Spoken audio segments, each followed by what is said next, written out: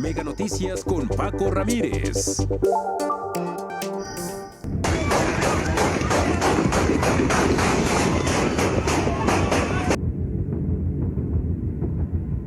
Es un tema de violencia política, claramente. Es una decisión administrativa, no una acusación. No hay delito, no hay una falta.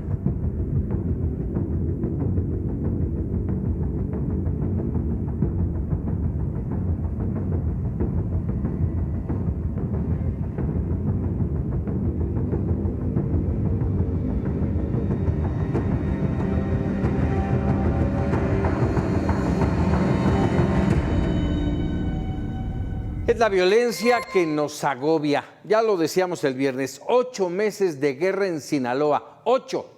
No hay responsables, no hay justicia, no hay castigo, solo silencio. No pasa nada, ni se termina la guerra entre Chapitos y Mayos, ni el gobernador renuncia y admite que está rebasado, ni Harfuch aparece para imponer justicia y paz. Y así buena parte del país, hundido en un caudal de sangre. Ayer el asesinato de la candidata en Tequistepec, en Veracruz, nos sacudió. A 19 días de la jornada electoral suman ya decenas de políticos asesinados y no pasa nada. La violencia política se ha normalizado y esa es otra derrota para la democracia. ¿Quién pone orden en la casa? Vámonos ahora con los datos duros. Leticia Alcántara. Gracias. La violencia no da tregua en el país.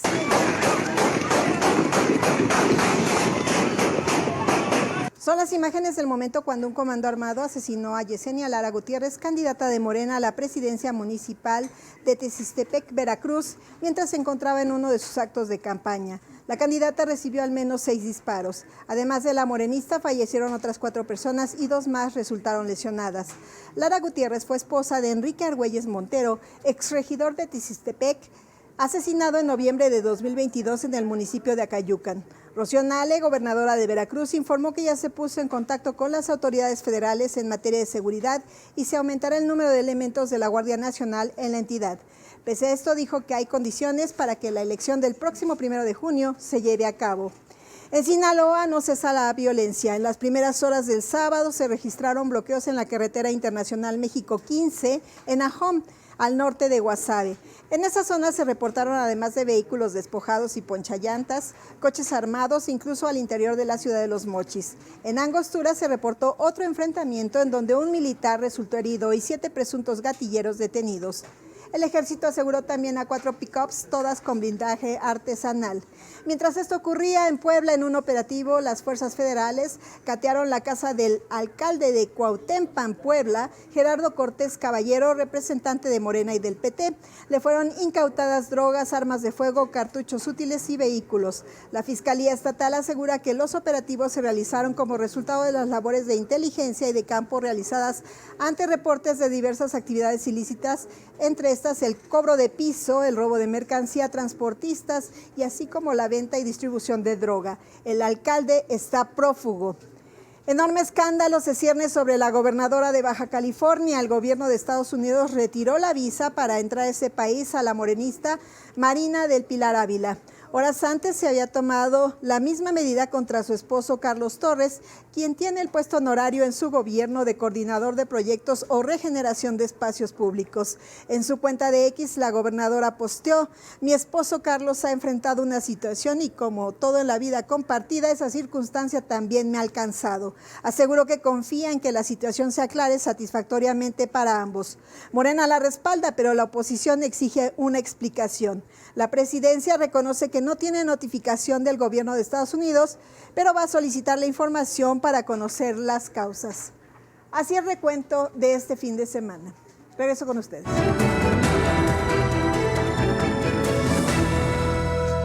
Y establecemos comunicación para tener, en palabras de Luis Carlos Ugalde, el director general de Integralia, este tema de la violencia.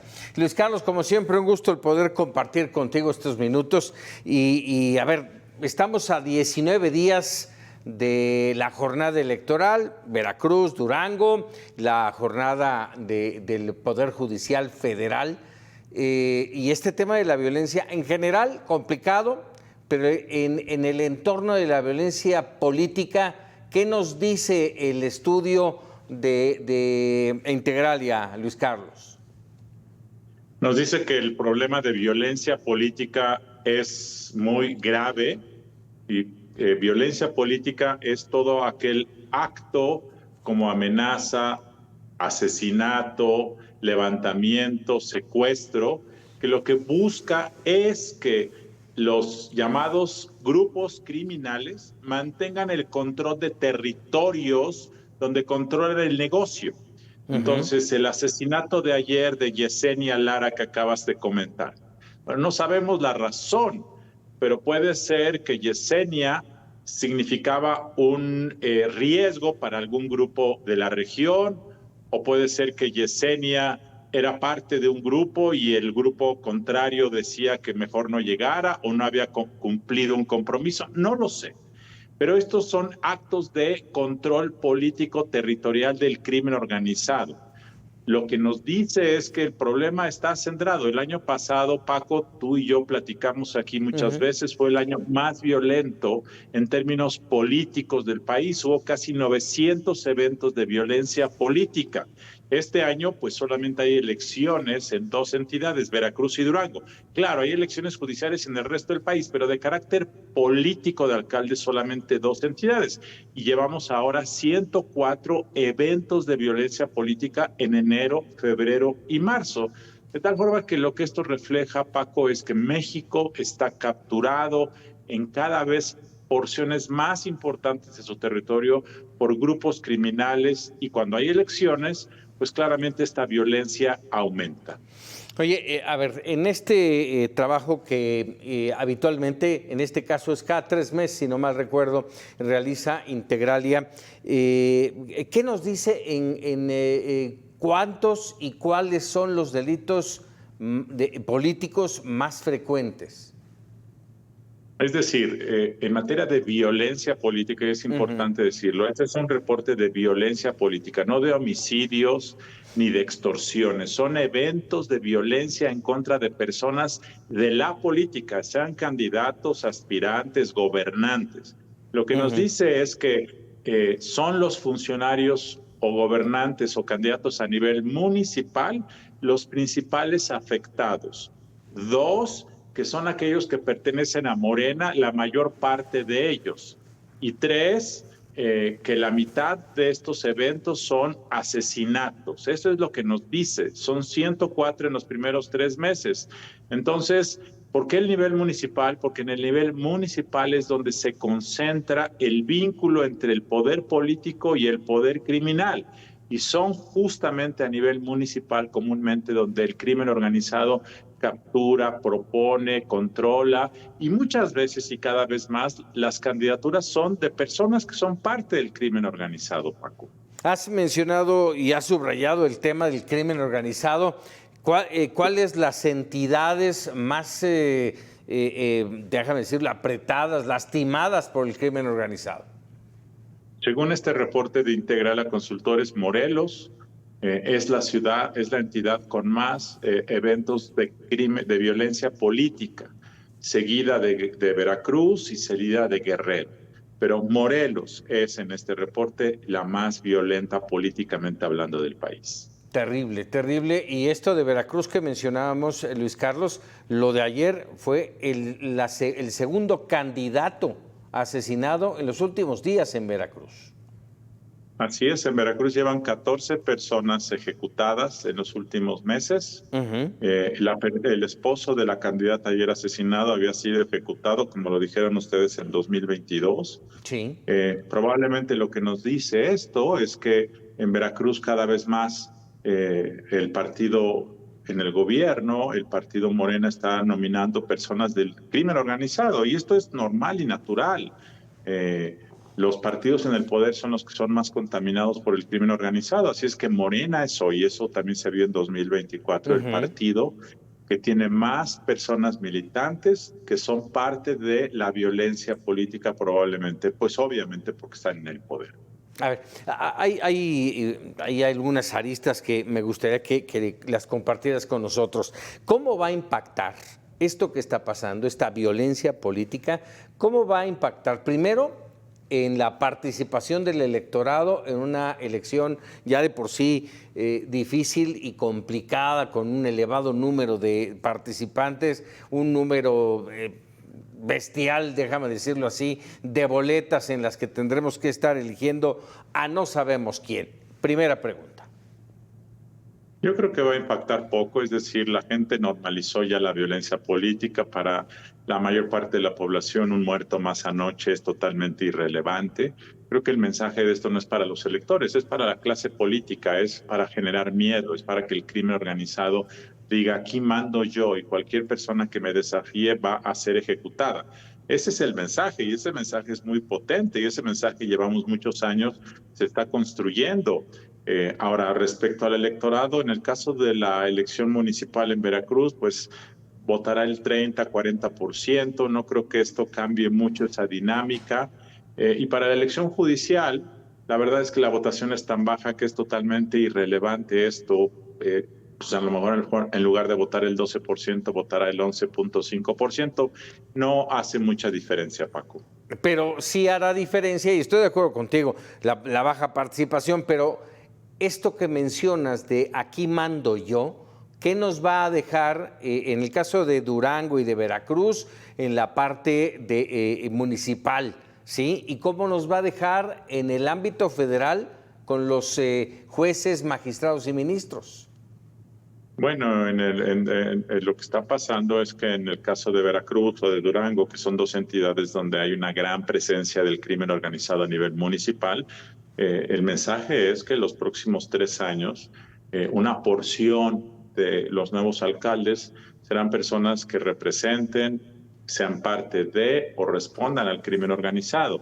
En 2024 pasó lo mismo. Quizá un 30% de las personas elegidas en 2024 respondían eran parte de, habían sido sobornados, presionados por el crimen organizado y hoy están trabajando para el crimen organizado en el sentido de que dejan que operen, les dan dinero de obra pública, les permiten operar. Eso está ocurriendo en el país desde hace mucho tiempo. Durante las elecciones lo que ocurre, Paco, es que este contrato, esos pactos se renuevan y entonces las personas candidatas se dan cuenta que son vulnerables, que no pueden decir que no, que los matan. Entonces se está normalizando que muchas presidencias municipales, cuando tú eres candidata a ese puesto, sabes que serás parte de una banda, una cofradía del crimen organizado. No es todo el país, Paco, pero sí, cada vez son más municipios los que caen en esa categoría en algunas entidades. Terrible. Oye, déjame aprovechar que te tengo en esta comunicación, cambiando un poquito de tema. Me gustaría conocer tu punto de vista sobre lo ocurrido este fin de semana con la revocación, con la suspensión o cancelación de la visa de la gobernadora de Baja California y de su esposo.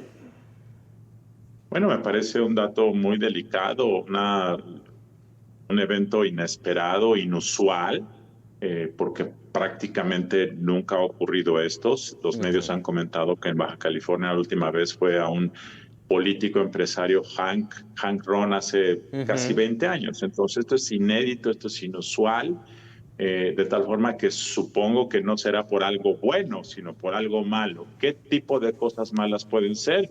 Pues podemos especular muchas cosas, pero claramente esto no presagia algo bueno para la gobernadora ni para su entorno familiar, así que veremos qué ocurre, pero claramente esto es.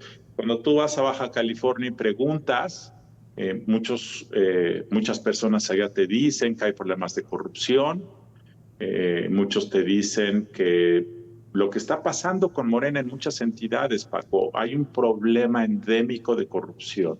Morena prometió llegar a erradicarlo y lo que está ocurriendo en los últimos años es que el fenómeno se está multiplicando más rápido que antes. Es decir, no hay ningún cambio, está creciendo y probablemente esto tiene que ver por la fusión a nivel local que está ocurriendo en muchos lugares del país entre la clase política, el crimen organizado, las oportunidades de hacer negocio, y además que en el caso de Morena, esta presunta legitimidad social que tienen y que efectivamente hay una enorme popularidad en Morena y de sus gobernantes, les genera, yo creo, que una suerte de impunidad de que pueden hacer lo que sea. Y yo creo que ese fenómeno, más la falta de controles que hay, es lo que está propiciando y estimulando que haya muchos fenómenos de abuso del poder.